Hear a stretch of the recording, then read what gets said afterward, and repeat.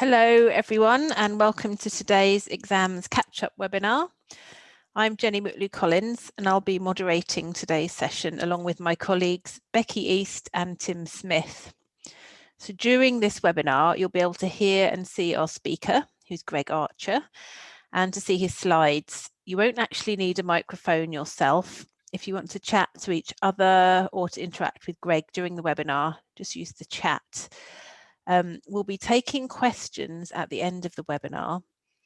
If you have any questions for Greg or about any of the content that we've shared, please write these in the Q&A tab, which you should be able to see in your control panel, and we'll answer as many of these as we can after the presentation.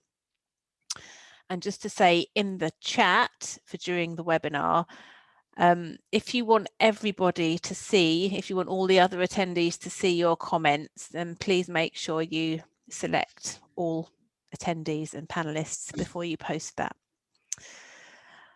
Okay, the recording of today's webinar will be on our exams catch-up site by next week, and we'll email you a copy of your attendance certificate next week. So I'm very pleased to welcome Greg as this afternoon's presenter. Greg Archer is an experienced Delta qualified teacher, teacher trainer and author. After moving to Cambridge in 2013, he spent seven years working at an international college, at various times managing the English language department, developing appropriate courses to run alongside A-level and GCSE study, and teaching C1 Advanced, B2 First, IELTS, and English for academic purposes classes. These are for students with the ambition of entering a UK or English-speaking university. He's been an IELTS examiner in writing and speaking, and now also produces exam texts as an item writer for Cambridge Assessment English. So we're looking forward to hearing Greg talk to us today about tips for B2 First, which is our webinar. So I'm very happy to hand over to you, Greg. Thank you. Thank you, Jenny. A few minutes ago, I didn't have this thing on my face, but the sun has moved, so I'm gonna keep myself back here so it doesn't look like sort of a sun beard. So hello, welcome to everybody who's joining us today from wherever you are in the world. Good afternoon, good morning, good evening, whatever the time may be, and welcome to my house. And to your own house. I'd imagine we're all kind of there at the moment. No, I appreciate you coming. What we're going to be looking at today, as Jenny says, is we're looking at things from. So hang on a minute. We've seen. There we go. We're looking at the Cambridge First qualification, particularly here. So a lot of you will be finding your way back into kind of teaching towards the first exam. Obviously, Cambridge exams are starting up again properly and moving into gear now after the past year. And I know that some of you will have been keeping up with teaching first towards that during that time. Some of you may be new to first and are going to be picking it up soon. We're going to look at how to kind of how to use the exam and how to use your materials to really get the students into what they're doing. I realized the other day that April is my 10-year anniversary for my first classes teaching Cambridge exams, CAE and FCE as they were back then, and it's such an amazingly different learner profile that I had at that time. I had classes. I was teaching at language schools in London, and I had basically all adult learners who had come to London to work, or to do part-time work there, but wanted to get this qualification. And they were all, as I say, they were all adults. They all had one purpose in mind, one purpose of study, and that was to do this exam. And I think about my recent experience. I mean, as Jenny said, I've taught for a long time at an international college in Cambridge, here in Cambridge. and it's high school level students. And I think this is kind of the way that things have developed over the past few years, that we are looking at teaching younger students. The cohorts that we're getting through are of that age. And my teaching focus has changed entirely in that time. So I want to kind of think about what I've been doing recently, and it's to get this it's to get to the point where you know, you really are building these stimulating, these effective lessons for the first exam. I did a webinar a couple of weeks, maybe 2 or 3 weeks ago, an advanced, same thing for advanced, and it's kind of based on the same principles as I did then, that I think are very solid, firm principles, and that is whatever you're doing in class, whatever activity it is, you really keep in mind what is being tested in a particular part of the exam, to help you be informed about what you're actually doing with your class,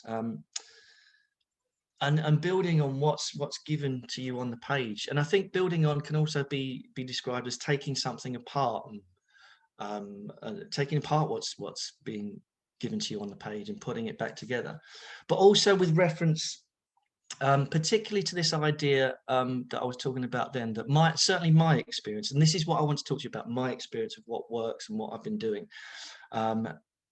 Not necessarily the same as yours, but it has been, we are looking more at engaging younger students.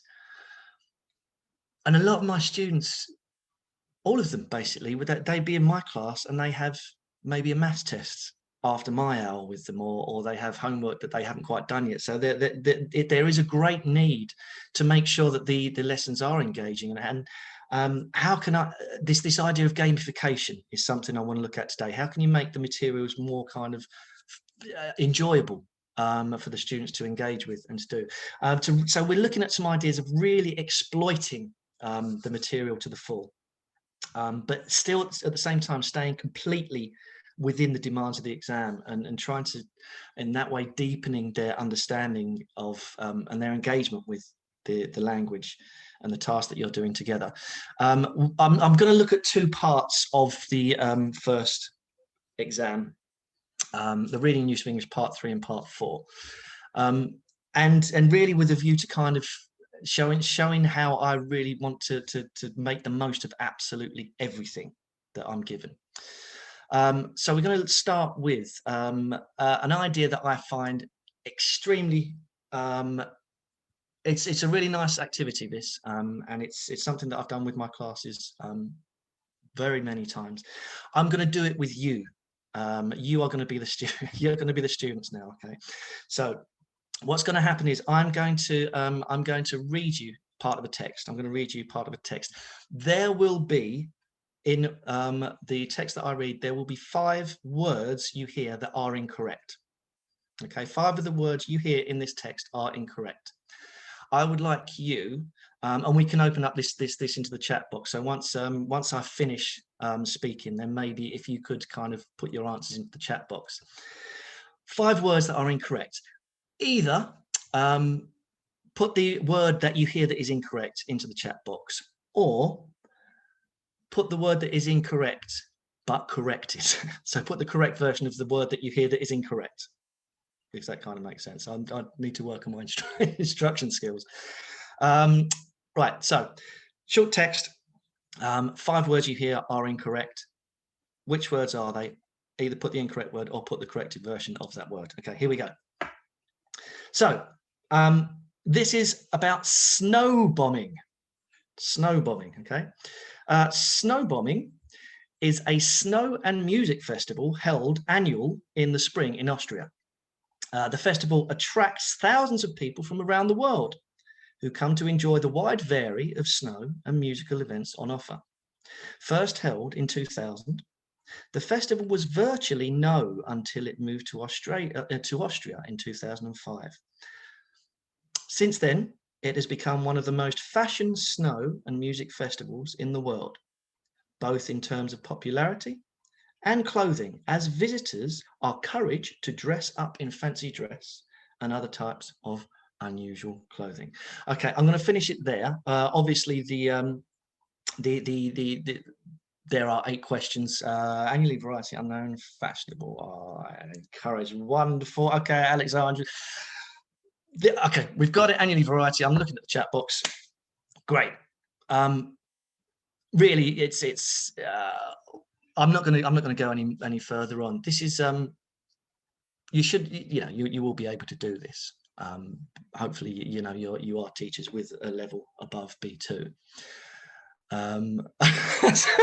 Sorry, I've just read a message from Agnes, who got annually known, encouraged, and then the neighbour started making a very loud noise. Sorry, this is the nature of our work and life at the moment. Home interruptions. Anyway, so basically, hopefully, you get the idea of what's going on here. I read the text to the students with the word that is given to them rather than the correct word. I find it's a really nice way of getting their engagement in the task, because it kind of works on 2 levels really. This part of the exam is testing their ability to it's morphology, it's knowing and understanding what you need to do with a word to make it fit. But by listening to it, it's kind of like you're pushing up the cognitive load a little bit. So they've got to identify that word and then figure out, okay, which word is wrong and how can I correct it? So the challenge level is pushed up a little bit. And this is the text that it was taken from. And all we're doing here is using what's given to us. This is the text. It's taken from Open World First, the course book. And obviously I would read all 8. So this is what I mean by kind of breaking down the exam task and thinking about, well, what can we do? What can we actually do here to avoid just giving them the same task again and again, but also to get them engaged in another way. And my students, when I do this with them, it's been quite interesting to kind of see them, their heads go down and some of them close their eyes and they're really concentrating quite hard. Because if you just give them the words, then that's one level of challenge, and then they need to identify them, it's another. But how can we take this on and kind of inject that element of engagement and fun? How do we gamify it? Well, a very simple principle here is that what I will give. This is what I would give to the students, and they get 2 goes at this basically. So on turn 1, that's when I read it to them, and in this column turn 1, they can either write the incorrect word as they hear it, or they can write the corrected word. And if they write the corrected word, they get extra points. So, for example, on turn 1, they write the word down, and if they get the word that it should be, they get 3 points. If they get the word that I say, they get 1 point. And after that, I give them this, and they actually do it as the reading task. It's as the use of English task itself.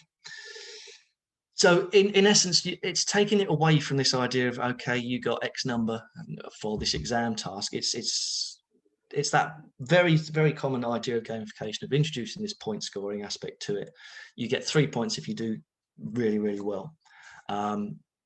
And you get 1 point if you get where you need to be. I find it works with a lot of students. And looking at the page here, this is where the page where it's taken from. There's a lot of material here to use as well. We haven't just got the exam task there. If you look at the left-hand side of the page, there are some really nice exercises, really nice questions using the principle of word transformation and giving them more examples of it. So if you want to take things away a little from it being completely teacher-led and you reading something out to them and then just sort of engaged in it, then essentially you can turn it into a pair activity. For example, exercise 2 and exercise 3, you could have one student doing reading it like this in the same way with the wrong word. You could have another student reading it these ones, And that's what I try and do every time, is think about what I've got on the page. How does it relate to the exam? What is this part of the exam doing? It's testing sort of vocabulary and how things fit together, and how words change. And it's trying to bring that element of interactivity into it. So that's one idea.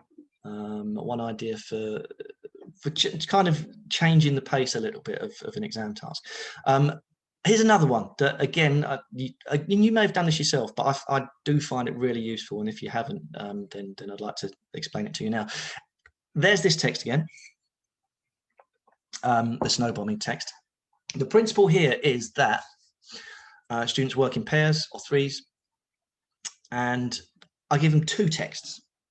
Okay, so I might choose to give them the snow bombing text, but also another one, which I think has got a wonderful title, An Incredible Vegetable.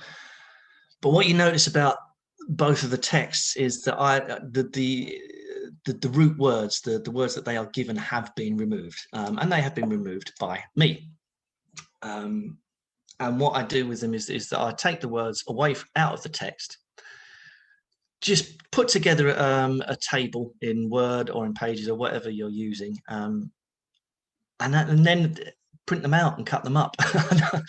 I know this is the English language teaching industry, and we're we love a bit of cutting up and moving things around and little slips of paper. It's taking that very, very basic principle of kind of basic level English language teaching and applying it to what goes on in an exam.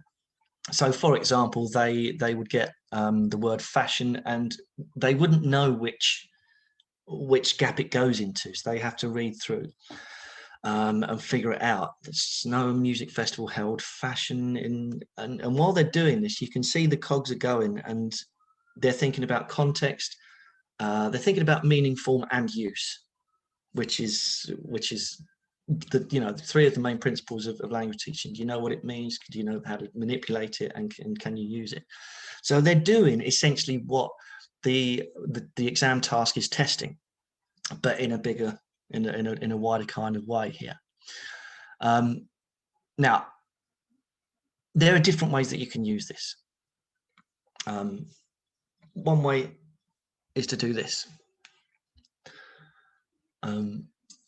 So each pair or each group of three, or however you divide your class up, they get both texts, and they get all 16 of the root words, all chopped up, all sort of individual, and they have to collaborate. They get both of the sheets of paper, and they have to complete it simultaneously.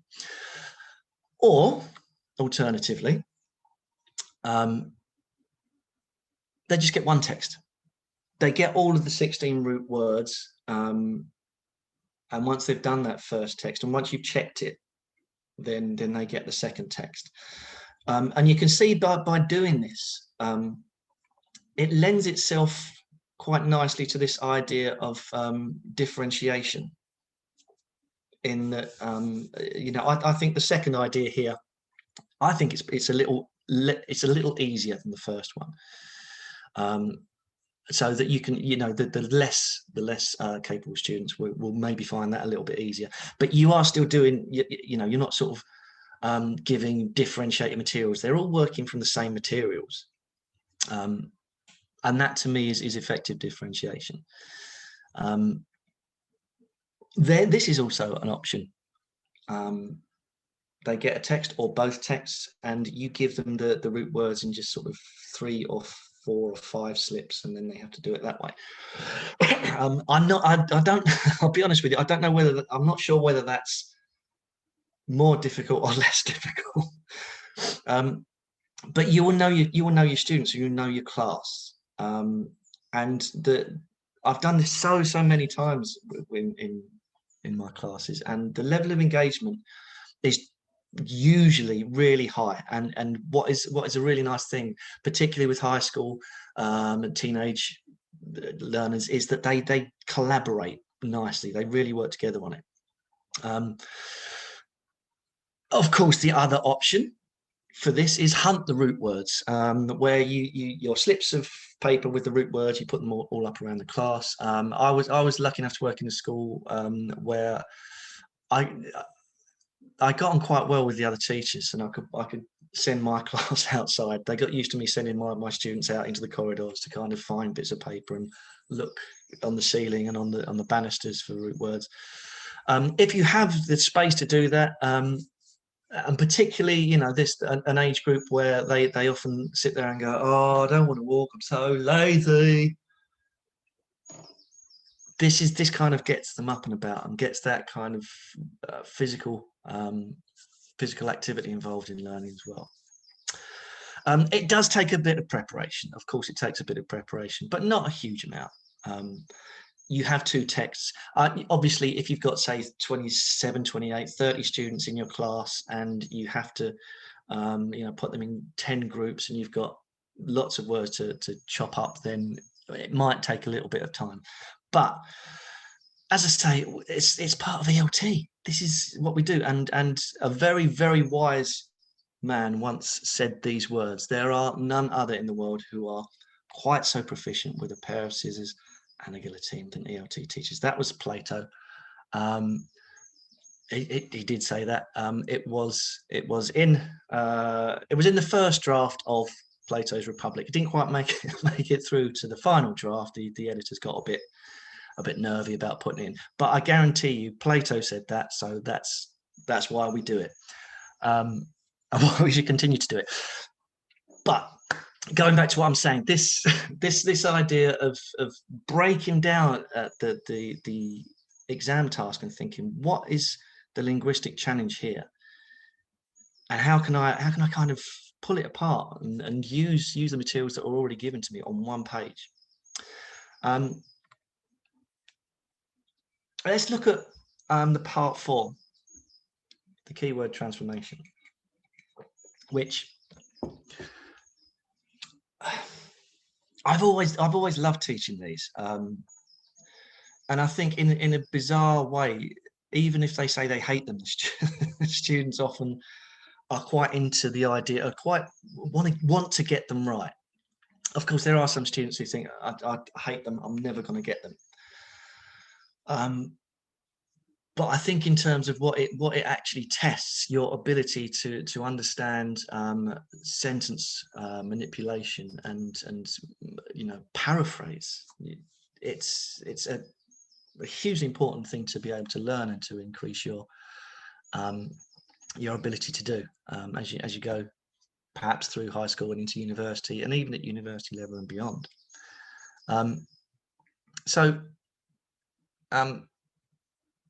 One, thinking about what I was doing before in terms of taking the capitalized words in bold out, this is one thing that I've done with part 4 previously. Again, you may have done this, but I think again it's a useful thing to review, is to put the questions onto, if this is me when I had a whiteboard. I think this is also obviously doable when you're teaching online.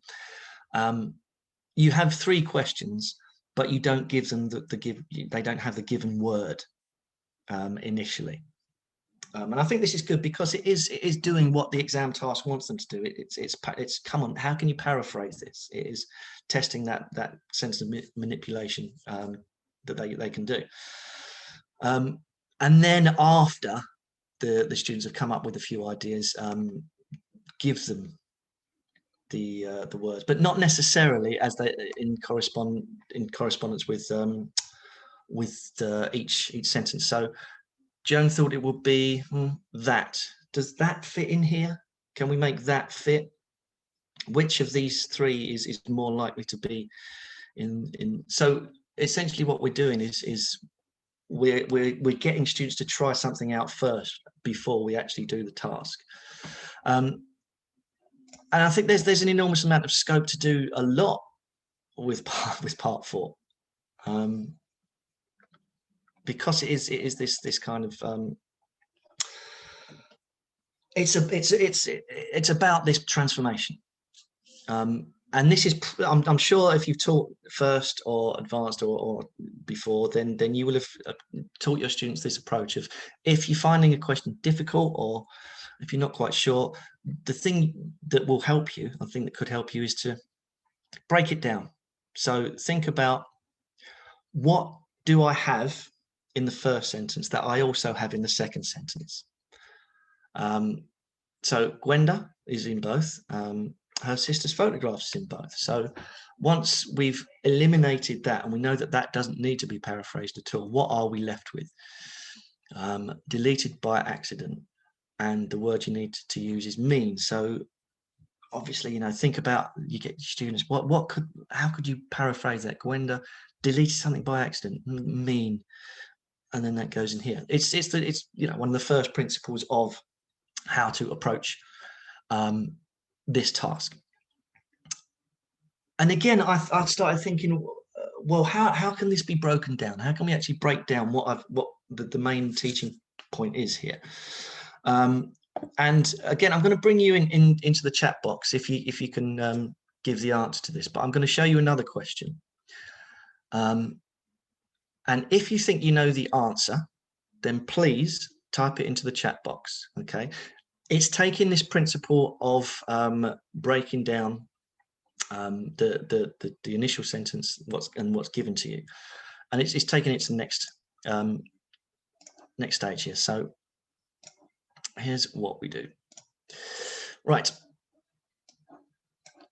Okay, that's the word that you're given. And again, this is what I do in class. I've got I had an interactive whiteboard, and it's easy enough to do this. So what would be the answer to this?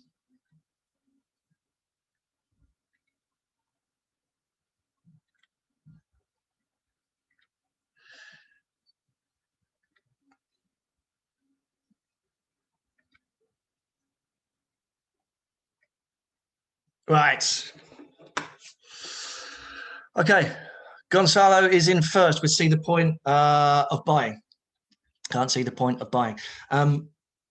You can see what I've done there, and obviously this is quite nice because you can control the speed at which your students see each part, and it is this same idea of breaking things down and saying, what do I need, what do I not need? It's actually quite fun to do in class. And again, you can bring that element of gamification into it, because if they get it before you've uncovered all of the words, brilliant. There you go. That 3 points for your team. Buying daily news. So yeah, so we get the answer. You can have a situation where if they get the correct answer, they get 2 points, obviously, because you get 2 marks for this in the exam for getting it all correct. However, you could give them 4 points, or give their team 4 points, or their pair 4 points if they jump in early and they get it absolutely correct. But also, and you find this with part 4 questions regularly, that there's not just one answer. There's also an alternative answer they could get. So for example, this is the first. Let's give it. I can't see the point in buying. So say for example, that's what someone has put onto the board. Now, obviously, I actually saw in the chat box that quite a few of you put this. They're both correct. But if the first one is the one that you've settled on, I can't see the point in buying. Okay, let me see. So next, any team can give me an alternative to see the point. Okay, see the point of buying. Right. Okay. Anybody else? There are other alternatives. Any other team, and you can kind of go through it, and teams can pick up points. But you're pushing them. You're pushing them a little bit to think there isn't. There's not necessarily just one answer. Sometimes you can think, is that correct? And it could be in and of. And there's that as well. I can't see any point buying a daily newspaper. So there's actually a nice bit of language work that you can get to come out of it. You can get the language focus of the fixed phrase, see the point, plus an option. So it's building lexical awareness at the same time. As I say, I think it's quite fun and it works. But I've done it in class a lot, and I got to a point where I was using it quite regularly, and I thought, I like it, but I was doing it too much because it's quite teacher-led. I was the one who was kind of, I was in control.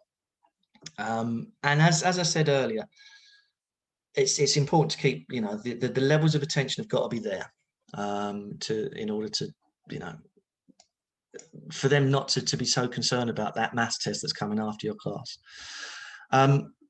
So I thought, how can I do this, but I'm not really involved? So I came up with this idea, and it's got quite a grand name. You remember Battleships Part 4? It's quite nice. I don't know what it's called in every country around the world. I think it's kind of the same. But do you remember the game that I used to play this when I was a kid, where you get a grid and you have to note onto the grid, you know, a 5 square, a 4 square. So that'll be your super destroyer and your destroyer, and you know how it goes. And your opponent would call out A6, ha, miss. Or they would call out, you know, B9, hit. So it's basically this principle of a silly game that I used to play when I was a kid, and thinking, well, how can I used to really enjoy that, and I still do. So how does it work? Well, it works like this.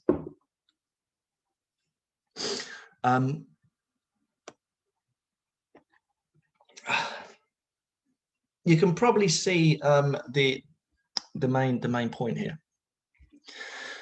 We have taken the Part 4 question and we've basically transposed it onto a Battleships grid, and it's obvious that you know, this is something that students could do. You can give them a blank grid, or you could give them, initially you're going to need to show them how to do it, but you need to tell them that rows 1 and 2, that's what you see in the first line. That's the main complete sentence. In row 3, somewhere in row 3 is the word that you need to use that cannot be transformed. And I don't know why I've got number 1 at the bottom there, but as you can probably imagine, 4 and 5, not 1. That's the sentence that comes underneath. And it's proved to be really a really good fun activity, good fun way of doing it. So basically they will start with something like this, and they will say, okay, B1, aha, miss. Okay, your turn, my turn, and your turn again. Let's have E4, her. Write the word her, and they write the word her into their grid. Okay, C2, no, miss. B4, Gwenda. Gwenda? Yes, Gwenda, it's her name. Okay. And they kind of walk their way through it. It's giving the students, you know, this element of, you know, there's a game involved here somewhere, and it's also giving them what we were doing just a moment ago, and saying, can you get it? Can you get the answer to this? Because as they're putting the crosses in, and as they're building it up, again, extra points if you get it early. So essentially by the end of it, they are in a position where that's what they will have. And at that point, if there are no more left to get, so obviously as they're guessing, the student who's got this card will tick the words they've got. Once they've got them all, then you say there are no more words to get, and then they have to guess what the words are. There's that element of sort of game and chance and luck of, you could get really lucky and be able to guess what the missing part of the sentence is quite early. If you manage to get, you know, the word mean and a couple of other ones quite early, then you could get extra points for it. But this is basically what each student would get. And it doesn't take long. It doesn't take long to set up. And once you've done it once, and you've saved it as a kind of a template file, then you are completely, you're in the clear really, and you can do it again and again and again. So they would get this, and the idea is that they start with first of all, what you do is you put them in pairs and you ask them to actually do this question themselves. So what is the Gwenda question? And then they will work that the table below will be theirs, and they have to guess on this. So this is basically the complete page, and do feel free to kind of take this and use it, because it is a really nice thing to use. And the thing about this is that thinking about the ways that the exam is testing things, it's about the way that you look at course books, and it's about the way that you kind of see opportunity in particular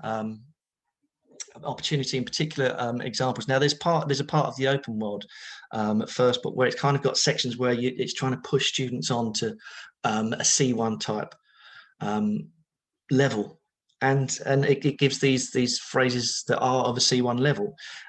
And even just by looking at this, I can see that there's an opportunity to kind of do a Battleships activity, or one of the activities that I was talking about earlier on, where you get them to kind of rewrite the sentence with the definition. There's loads, and this is the thing. There are absolutely loads of things that we can do. I've realised that I have actually got time to show you something that I really wanted to do. I didn't think we'd get time to do it today, but I just want to show you something that I often do with a part 7 reading as well. And again, this is thinking about how to make things, more kind of interactive in a classroom of students who might not necessarily want to be there all the time. And this part of the test is the reading. It's where you get 10 questions and you have to match them to particular text. So it's this section here I've taken from the teacher's guidebook, the Cambridge Teacher's Guidebook. And I was reading this and thinking, how can I make this multiple matching task more kind of interactive and a bit more fun? And it's this idea of recognizing opinion and attitude. So what this lends itself to, I think, and this is an example that I've taken from Complete First, and it's where you get these 10 questions, and the students have to, which person tends to do this, and they get this described. This is the reading text they get with it, and they get 5 different people, and they have to decide which of the 10 questions matches which of the A to E. Course books these days are really, really good for doing what I'm about to suggest, because they are often tailored towards this kind of the younger adult teenage learner, rather than pure exam text, which can be a little more challenging, a little more dense. But here's the principle is to make this kind of a little bit more interactive, and also raise awareness of how the exam task works. So here are the answers for some of the questions. Which person tends to alternate between different genres of film? I'm just going to put these on quickly so you can read them, because it's quite annoying if you're trying to read and I'm reading at the same time. So I'm sure you can read through these.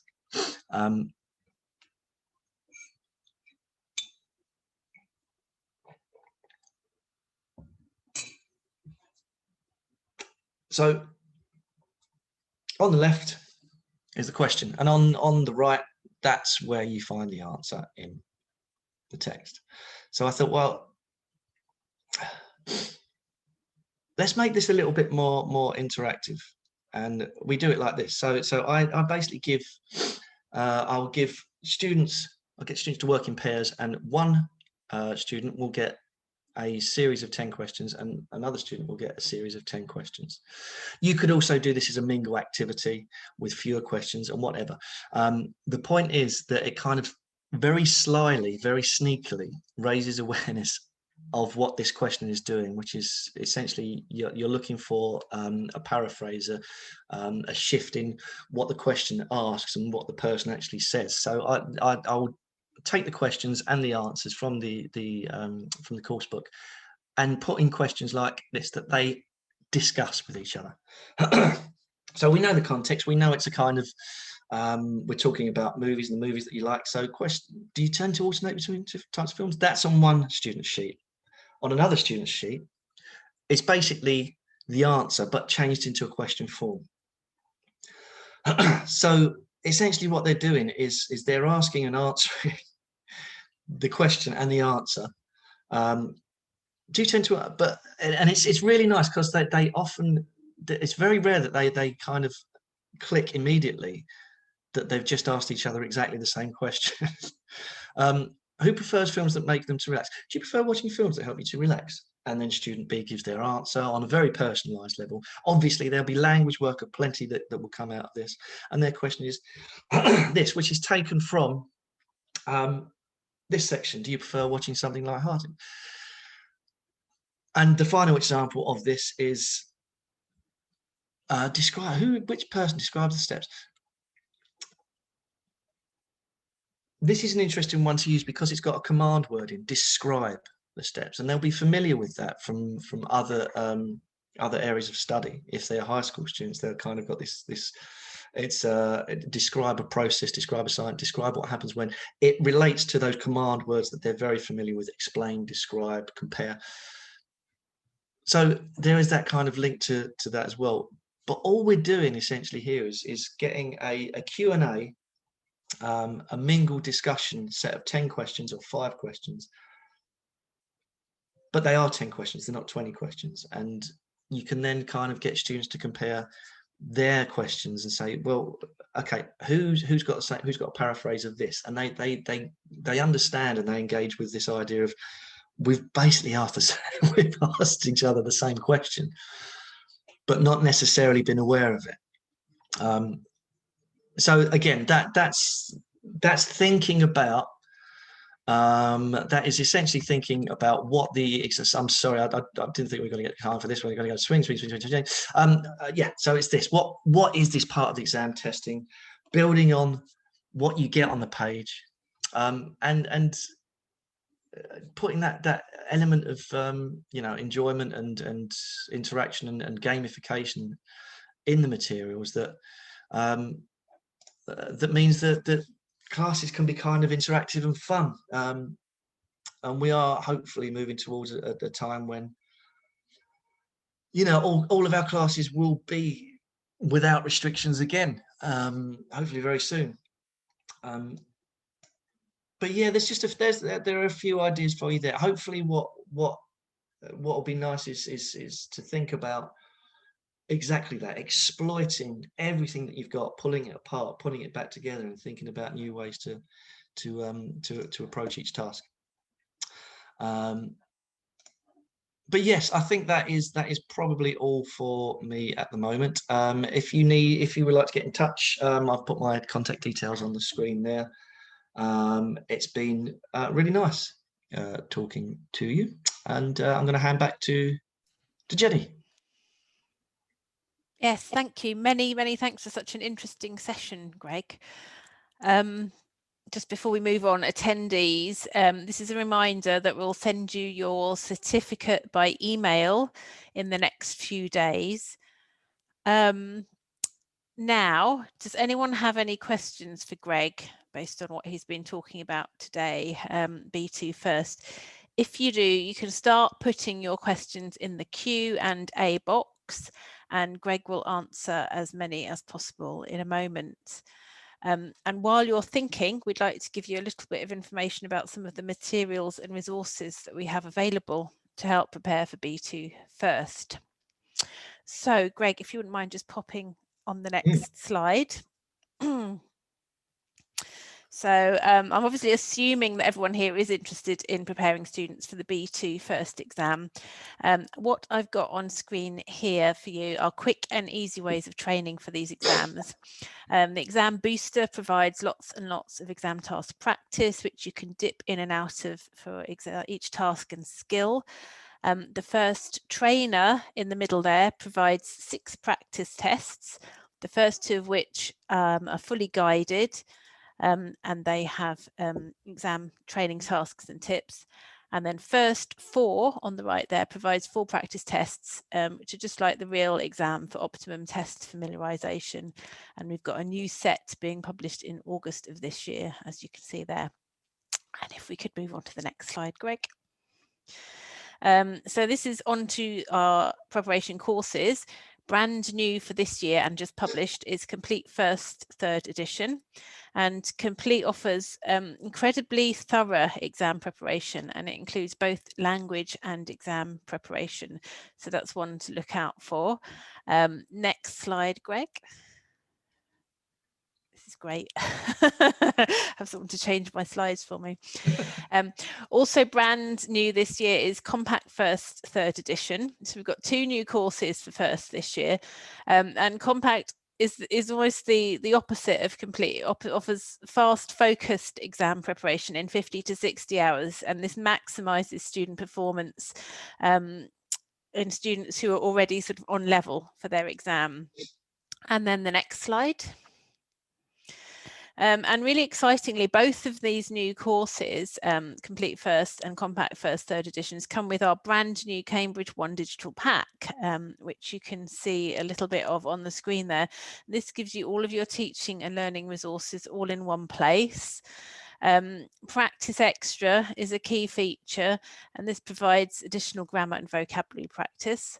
And Test and Train is brand new and offers both exam practice in a digital format and a time test, which works on a range of devices for any time, any place, anywhere. Next slide, Greg. We're nearly there. Nearly on to questions. So just a reminder, some of you may already be familiar with Open World. It's the course that takes you further, and it's very good for combining general English with exams preparation, and it's suitable for school-age students and older. Open World First, which has already been published, provides comprehensive coverage for the B2 first exam, and we do have a new level this year, which is Open World Advanced. Next slide. And you're watching this webinar as part of the Exams Catch-Up series, as you're probably aware. If you've enjoyed it, do check back and register for others in the series, and you can also catch up on those that you've missed on our Watch Now page. For example, Greg's recent webinar on tips for C1 Advanced. We'll put that URL for Exams Catch-Up in the chat for you now. Okay. That's all from me. I can be quiet now and we can move on to questions. So if you're ready, Greg, I can see we do have some questions in the Q&A. If anyone else wants to pop anything in there, we'll answer as many as we've got time for. What have we got? Okay, the first question is, I suppose, a quite practical question. How many, is from Roxana, how many hours of study does a student need to move from B1 plus level to B2 level? It depends on the student, but what would you say, Greg, as a kind of average in your experience? I mean, B1 plus to B2 is kind of, there's not a huge difference between that. And you could probably answer something in terms of how long might it need for a student to move from B1 to a higher B2. That might be, but the difference between B1 plus to B2, it's often very narrow, and it depends on kind of what evaluation criteria are being used. I can't honestly answer that. I'm sure that there are a lot of, there's been a lot of research done over the years about how long it does take or should take or might take. I think the important thing really is it depends on the student, and if they are B1 plus, then maybe it's just a case of motivation and confidence to get to B2 level, because I think really moving to a B2 level from B1 plus is often a case of just being able to use more examples of less common vocabulary, for example, and say things more idiomatically. So in terms of how many hours, I honestly couldn't say. I'd love to be able to tell you that, but there isn't any one single answer. It will possibly become a little quicker if they know what to focus on, i.e. My main tip there, more idiomatic language. So I know that's a bit of a non-answer, but I don't actually think there is anything massively clear that I can say to that. And another question here from Gonzalo. In your experience, have you found that gamified activities motivate all students alike, or you have to design them in order to encourage weaker students too? Because I feel the most capable ones are likely to perform better in most cases. I completely agree. And I would also add that they are likely to perform better in all cases. So yeah, it's important that you kind of design any activities to be inclusive. There has been a lot of research that really does back up the idea of creating mixed level classes. But with gamified activities, yeah, you have to give it a fair amount of thought, and that's what I hope to kind of give an example of here in terms of the two texts or one text for the part 3. That yeah, you can kind of you can take the same task and essentially give the same task to different groups, or so it looks to them. Because I think a lot of the demotivation for if you have students who are struggling a little bit is to be clearly given something that the better students haven't. So the more you can get this gamification to come in. But I mean, the important thing is again, not just to have gamification for just to get them running around and jumping around. The important thing is after this is to recycle and review the language and say, okay, well, this is what we've done, and to extend the language. And that's the main bit. We can kind of have the fun bit, which is the gamification bit, and not all students are going to be particularly into the idea of that either. And it's differentiation. Yeah, it's knowing your classes, knowing what you can do and what you can't. But yeah, that's why I've kind of suggested, hopefully I've suggested in this talk, is really delve deep into what the exam task is actually asking you to do. Because once you really kind of break it down, then you end up with the constituent parts all around you on the floor, and you can think, right, okay, how can I rebuild this in an interesting way? And how can I build this in a way that I think my students will be interested in? So yeah, it's a good question. Next. We've actually got some feedback in the chat, Greg. I don't know if you want to respond to this from Edita, saying, what do you do with tasks which it's impossible to gamify? Don't gamify them. Don't gamify. You can't do it with everything. I've found a way to gamify most things. But to give you an example, the thing that I showed you at the end there, that part 7, you can't do that questioning thing with every single part 7. Some of them lend themselves entirely to this kind of interactive questioning approach. Others don't. You will be sitting there thinking about, oh, how can I get a question out of this? And I think I tend to find, once you've kind of thought about what happens in an exam task, broken it down and said, right, how do I put it back together? If you're there for too long, there's probably nothing there to play with, for want of a better phrase, and there's probably nothing there that isn't going to seem really kind of strained. And I just noticed a point back that somebody else said in the chat box. Alex Ferreira, I think, said that the idea of what I was doing in that part 3 of where you read it to them, it engages a part of their brain that kind of, they trust their instincts a little bit more.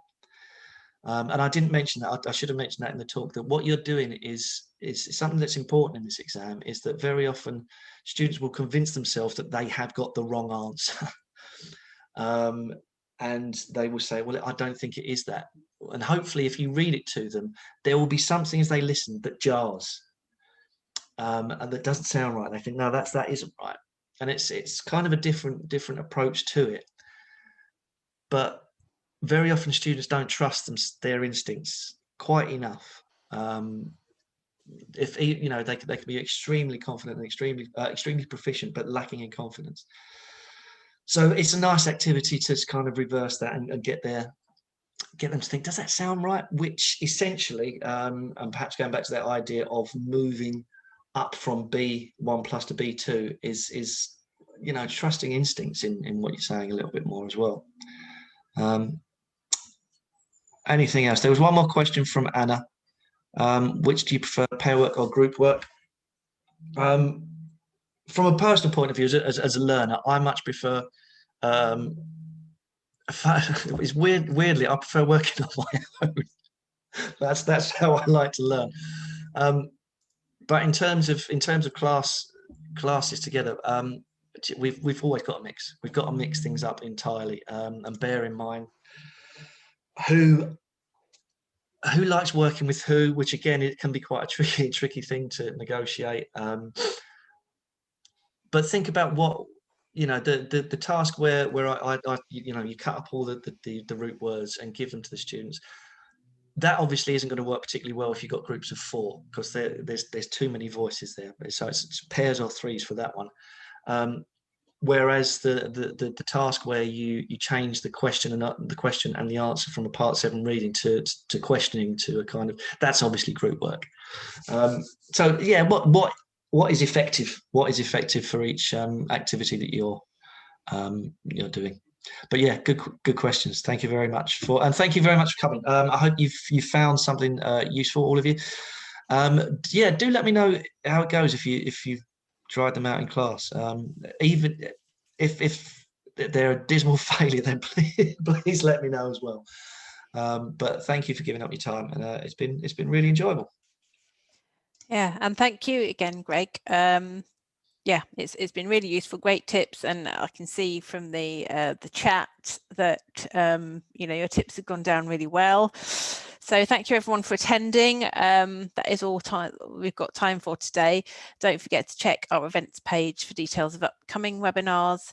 And as we've said before, the recording of today's webinar should be live on the exams catch-up page by next week. So thank you all. Enjoy the rest of your days, and we hope to see you all again soon. Goodbye.